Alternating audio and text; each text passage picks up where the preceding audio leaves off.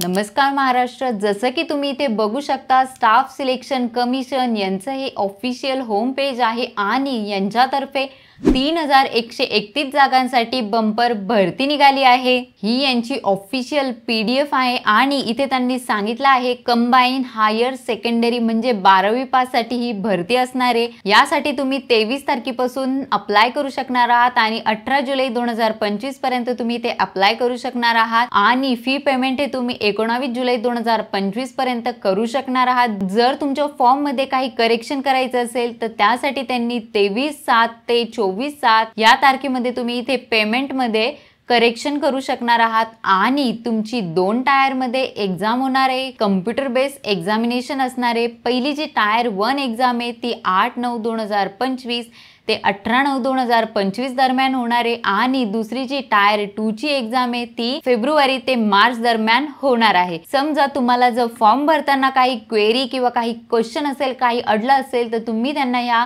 Toll free क्रमांकावर call करून इथे तुम्ही त्यांना जी डिफिकल्टी आली आहे ती तुम्ही यांना विचारू शकता। आता तुम्ही इथे बघू शकता पे स्केल काय असणार आहे। लोअर डिव्हिजन क्लर्क आणि ज्युनियर सिक्रेटरिएट असिस्टंट यासाठी पे लेवल 2 चं तुम्हाला पेमेंट मिळणार आहे ते 19,900 ते 63,200 एवढं असणार आहे। त्यानंतर डेटा एंट्री ऑपरेटर साठी पे लेवल 4 मध्ये 25,500 ते 81,100 एवढं पेमेंट मिळणार आहे आणि पे लेवल 5 मध्ये तुम्हाला 29,200 ते 92,300 एवढं पेमेंट मिळणार आहे। त्यानंतर डेटा ऑपरेटर ग्रेड 1 साठी पे लेवल 4 चं पेमेंट मिळणार आहे जे 25,500 ते 81,100 एवढं तुम्हाला पेमेंट मिळणार आहे। त्यानंतर इथे ज्या वॅकन्सी आहे त्या अप्रॉक्सिमेटली दिलेल्या आहे म्हणजे या 3131 वॅकन्सी या टेंटेटिव्ह आहे। या जागा कमी जास्त होऊ शकणार आहे। तुम्ही भारताचे नागरिक असाल तुम्ही या ठिकाणी अप्लाय करू शकणार आहात। आता इथे तुम्ही बघू शकता एज लिमिट म्हणजे वयाची मर्यादा काय दिलेली आहे। जर तुमचं वय 18 ते 27 मध्ये आहे तुम्ही अप्लाय करू शकता आणि महत्त्वाचं म्हणजे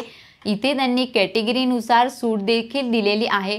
जर तुम्ही SC ST कॅन्डिडेट असाल तर 5 वर्षाची सूट दिली, जर तुम्ही OBC कॅन्डिडेट असाल तर 3 वर्षाची सूट दिली आहे, जर तुम्ही PWBD अनरिझर्व असाल तर 10 वर्षाची सूट दिली आणि जर तुम्ही PWBD OBC मधून असाल तर 13 वर्षाची सूट दिली आहे। जर तुम्ही PWBD SC ST कॅन्डिडेट असाल तर 15 वर्षाची सूट दिली आहे। एक्स सर्व्हिसमॅन असाल तर 3 वर्षाची सूट दिली आहे आणि इथे तुम्हाला संपूर्ण माहिती बघायला मिळेल कोणासाठी किती वयाची सूट दिलेली आहे। तुम्ही इथे बघू शकता एज्युकेशन क्वालिफिकेशन काय दिलेलं आहे। जसे की data entry operator DEO grade 1 साठी यासाठी तुमचं 12वी पास आहे आणि सायन्स स्ट्रीम विथ मॅथ्स तुमचं असेल तर तुम्ही यासाठी अप्लाय करू शकणार आहात आणि फॉर LDC JSA आणि DEO ग्रेड A साठी तुम्ही 12वी पास आहात किंवा इक्विव्हॅलंट तुमचं एज्युकेशन झालंय तर तुम्ही यासाठी अप्लाय करू शकणार आहात। आता तुम्ही इथे बघू शकता ऍप्लिकेशन फी किती आहे। 100 रुपये एवढी फी आहे पण woman candidate and candidate belong to SC ST personal with benchmark disability म्हणजेच PWBD एक्स सर्व्हिसमॅन आणि एलिजिबल फॉर रिझर्वेशन यांना कोणत्याही प्रकारची फी नसणार आहे आणि तुम्ही ही fee Bhim UPI net banking किंवा Visa master card RuPay debit card या थ्रू ऑनलाईन तुम्हाला फी पेमेंट करायचं आहे। आता तुमचं एक्झामिनेशन सेंटर कुठे असणार आहे। जर तुम्ही महाराष्ट्रातून अप्लाय करणार असाल तर तुम्ही इथे बघू शकता अमरावती, छत्रपती संभाजीनगर, जळगाव, कोल्हापूर, मुंबई, नागपूर, नांदेड, नाशिक, पुणे आणि आनंद या ठिकाणी तुमचं एक्झामिनेशन सेंटर असणार आहे। इथे तुम्ही एक्झाम देऊ शकणार आहात। आता तुमची एक्झाम कशी होणार आहे तर टायर 1 आणि टायर 2 या 2 पार्ट मध्ये तुमची एक्झाम होणार आहे। त्यासाठी मी तुम्हाला सांगितलं 100 रुपये एवढी फी असणार आहे जनरल कॅटेगरीसाठी, बाकीच्यांसाठी आणि वुमन साठी कोणतीही फी नसणार आहे। आणि जर तुम्हाला ही PDF खूप मोठी आहे 89 पानांची ही PDF आहे। हा ब्लॉग एकदम सोप्या शब्दामध्ये सांगितलेला आहे। ते संपूर्ण माहिती तुम्हाला मराठीमध्ये बघायला मिळेल। डेटा एंट्री ऑपरेटर साठी किती पोस्ट आहे, कनिष्ठ विभाग लिपिक, कनिष्ठ सचिवालय म्हणजे JSA सहाय्यक यांच्यासाठी किती पोस्ट आहे इथे संपूर्ण माहिती दिली आहे।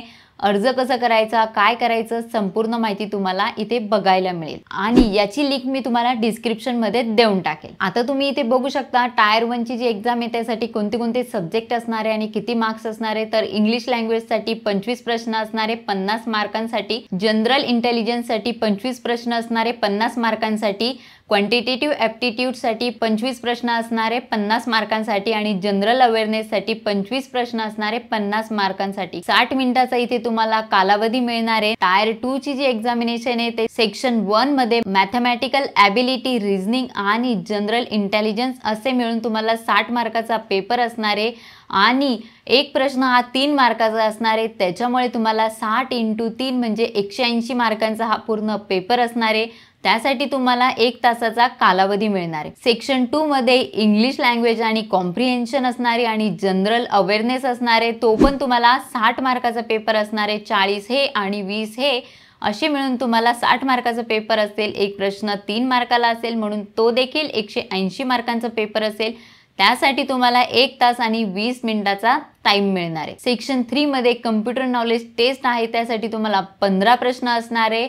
45 मार्कासाठी असणारे 15 मिनिटं तुम्हाला इथे मिळणार आहे। सेक्शन 4 मध्ये तुम्हाला स्किल टेस्ट तुम्हाला द्यावी लागणार आहे, ती देखील 15 मिनिटाची असणार आहे आणि इथे तुम्हाला बाकीची संपूर्ण माहिती बघायला मिळेल। आता अप्लाय कसं करायचं, जसं की आपल्या ब्लॉग मध्ये दिलेलं आहे, इथे क्लिक केल्यानंतर तुम्हाला अशा प्रकारचं पेज दिसेल। तुम्ही याआधी जर इथे रजिस्ट्रेशन केलेलं नसेल तर तुम्ही इथे रजिस्ट्रेशन करून घ्या। तुम्ही बघू शकता इथे रजिस्ट्रेशनसाठी तुम्हाला काय लागणार आहे, तुमचे पर्सनल डिटेल्स तुम्हाला इथे लागणार आहेत। त्यानंतर तुम्हाला पासवर्ड क्रिएट करून घ्यायचा आहे। त्यानंतर तुमचे ॲडिशनल इन्फॉर्मेशन जसं की कॅन्डिडेटचा ॲड्रेस, एज्युकेशन काय झालंय ते, नॅशनॅलिटी काय झाली आहे ते संपूर्ण माहिती द्यायची आहे आणि त्यानंतर डिक्लेरेशन आहे ते संपूर्ण भरून तुम्हाला रजिस्ट्रेशन करायचे। जसं की मी तुम्हाला सांगते, कंटिन्यू यावर क्लिक केल्यानंतर इथे तुम्ही बघू शकता तुमच्याकडे आधार कार्ड आहे का, येस। इथे तुमचा आधार कार्डचा नंबर टाकायचा आहे, तो व्हेरीफाईड आधार कार्डचा नंबर इथे तुम्हाला टाकायचा आहे। त्यानंतर तुमचं इथे नाव टाकायचं आहे। त्यानंतर तुमचं नाव कन्फर्म करायचं आहे किंवा तुमच्या नावामध्ये काही चेंज असेल तर इथे येस करायचं आहे आणि नावामध्ये काही चेंजेस नसेल तर नो करायचं आहे। जर काही चेंजेस असेल तर तुम्ही इथे टाकू शकता। त्यानंतर तुमचं इथे जेंडर सिलेक्ट करून घ्यायचं आहे, ते व्हेरीफाय करायचं आहे। इथे तुमची जन्मतारीख टाकायची आहे। त्यानंतर इथे तुमची जन्मतारीख सिलेक्ट करून घ्यायची आहे।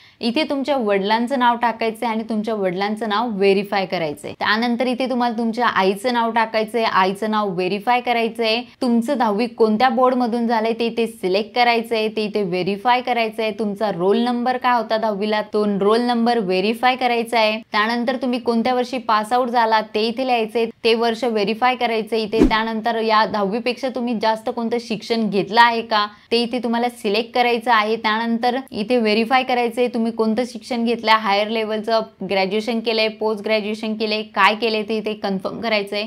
त्यानंतर इथे तुमचा मोबाईल नंबर टाकायचा आहे आणि तुमचा इथे ईमेल आयडी टाकायचा आहे। ईमेल आयडी टाकल्यानंतर सेव्ह आणि नेक्स्ट करायचंय। त्यानंतर दुसऱ्या स्टेप मध्ये तुम्हाला तुमचा पासवर्ड क्रिएट करून घ्यायचा आहे आणि हा पासवर्ड लक्षात ठेवा, कारण की प्रत्येक वेळेस रजिस्ट्रेशन तुम्ही करू शकत नाही। एकदा पासवर्ड तुम्ही क्रिएट केल्यानंतर तुम्ही फक्त लॉग इन करून डायरेक्ट फॉर्म तुम्ही भरू शकणार आहात। त्यानंतर तुमचे इथे ॲडिशनल डिटेल्स भरायचे, जसं की तुमचा ॲड्रेस, नॅशनॅलिटी वगैरे जे मी सांगितलं तेच। त्यानंतर डिक्लेरेशन म्हणजे मी ही जी भरलेली माहिती आहे, माझं नाव, माझा मोबाईल नंबर, माझा आधार कार्ड नंबर, हे सर्व खरं आहे आणि त्यानंतर त्यांना डिक्लेरेशन देऊन फॉर्म सबमिट करायचा आहे। तुम्हाला तुमचा रजिस्ट्रेशन नंबर मिळेल, जसं की इथे तुम्ही तुमचा रजिस्ट्रेशन नंबर टाकून त्याचा पासवर्ड टाकून आणि इथे कॅप्चा टाकून तुम्ही इथे लॉग इन करू शकणार आहात। तर खूप सोपं आहे फॉर्म भरणं आणि ही गव्हर्नमेंट संधी आहे, ही नक्की सोडू नका। जर तुम्हाला याच्याबद्दल काही प्रश्न असेल तर नक्की कमेंट करा। जर तुम्ही चॅनलवर नवीन आला असाल तर नक्की चॅनल सबस्क्राईब करा। चला तर भेटूया पुढच्या व्हिडिओमध्ये।